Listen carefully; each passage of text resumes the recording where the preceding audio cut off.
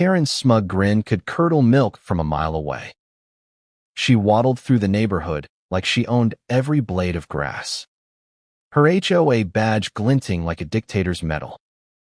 For years, she'd ruled our quiet cul-de-sac with an iron fist, slapping fines on kids' lemonade stands and yelling at dog walkers for unapproved breeds.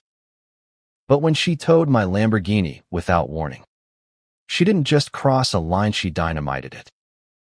It was a crisp Saturday evening in Oak Ridge Estates, the kind of place where everyone knows your business but pretends they don't.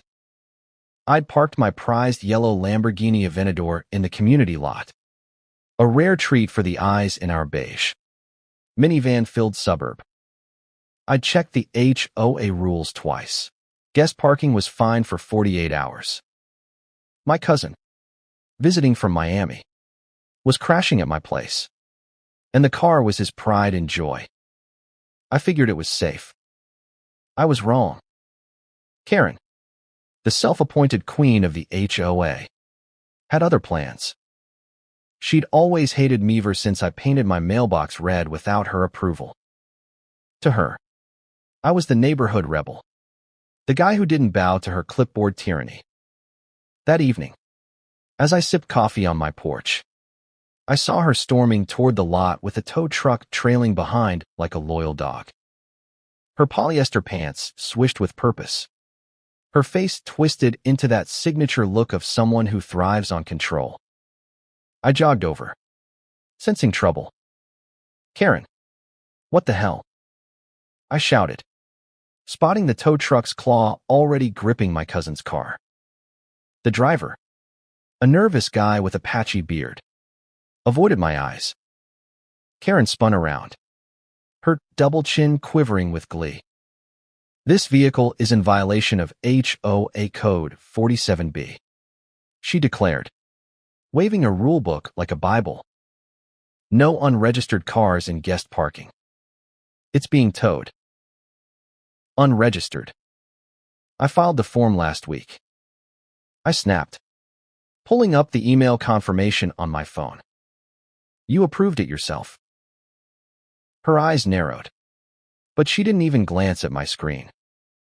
"Paperwork errors happen," she said, her voice dripping with fake sympathy.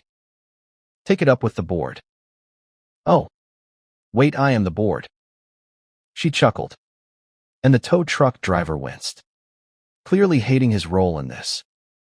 The neighbors started gathering, drawn by the commotion. Mrs. Patel, who ran the community garden, shook her head in disgust. Jake, the guy who mowed lawns for extra cash, filmed the whole thing on his phone, muttering about Karen's power trip. My cousin, Marcus, burst out of my house, his face a mix of shock and fury as he saw his $400 000 car dangling from the tow truck's hook. "Yo, that's my car," Marcus yelled, charging toward Karen. "You can't just tow it. I got permits." Karen didn't flinch. "Permits don't mean squat if I say they don't." She shot back, planting herself like a human barricade. "This is my lot. My rules." That's when it hit me. This wasn't about rules. It was personal. Karen had been gunning for me since the mailbox incident, and now she was using Marcus's car to flex her power. I could feel the rage bubbling, but I kept my cool. "Karen," I said, voice low, "you're making a big mistake. That car's worth more than your house." She scoffed, her jowls shaking. "Then you shouldn't park it in my lot." With a wave of her hand, she signaled the driver to haul it away.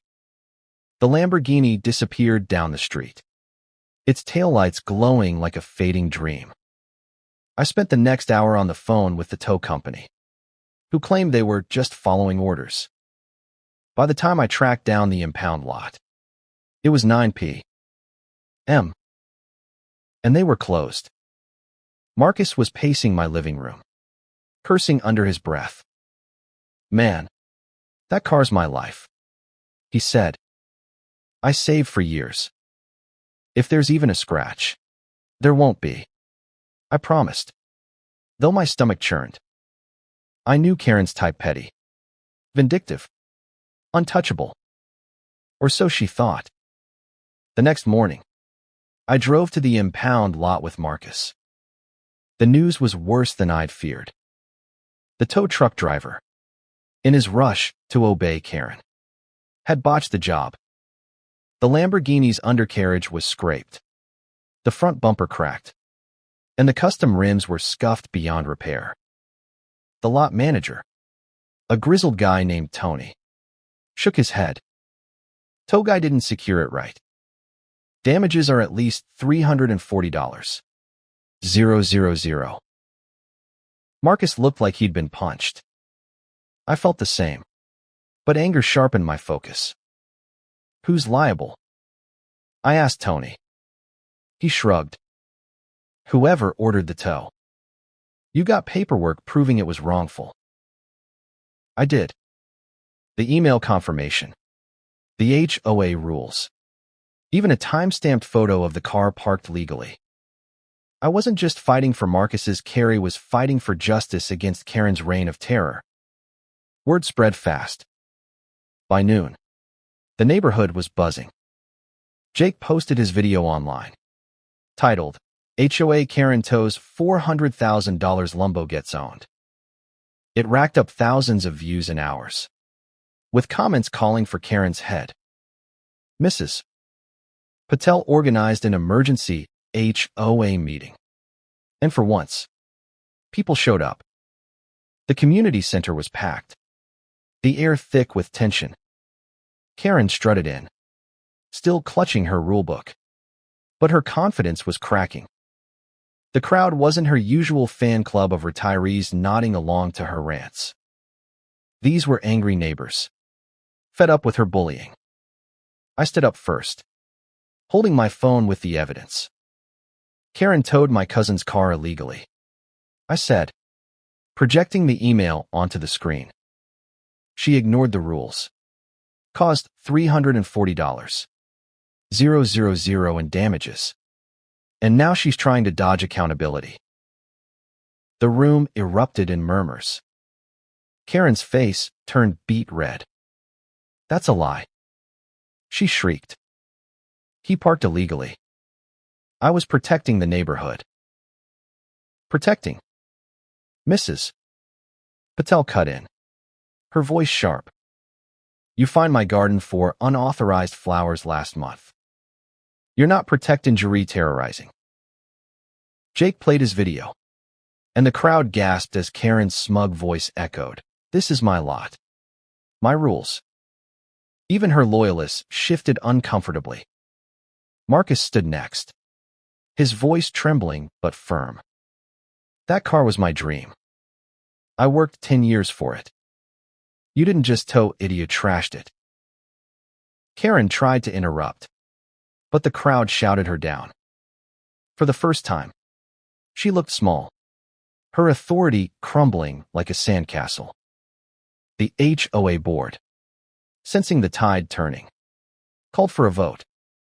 Remove Karen as president or keep her. The result was unanimous. She was out. But it wasn't over. I hired a lawyer, a shark named Lisa who specialized in property disputes.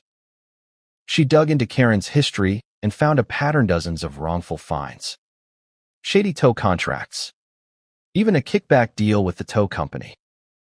Lisa filed a lawsuit, naming Karen personally for the damages. The court didn't take long to decide. Karen was ordered to pay $340. 000. Plus legal fees. Her savings were wiped out, and her house went into foreclosure. The neighborhood changed after that. Mrs. Patel took over the HOA, turning it into a place for community, not control. Marcus got his car repaired, though he never parked it in the lot again. As for Karen, she moved away, her tail between her legs. Last I heard, she was working as a cashier. No rulebook in sight. Sometimes, karma doesn't just knock, it crashes like a tow truck. And for Karen, the bill came due. The end.